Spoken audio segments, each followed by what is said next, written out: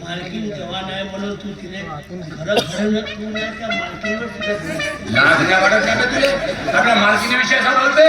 एवढे गंदे विचार करावे फेकून दे आपला डोसकर मेंदू मग गंदे चांगले विचार असते तर मालकीनला असं मला घुरा घुराला भाजीत लावतो हे का भाज्यावर तुझे चुकलं बेटा नाही का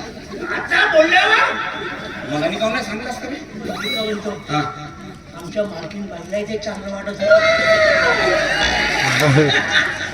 माझ्यासाठी पोरगी पाहतो तर बरोबर दे मग आधी म्हणजे पाहते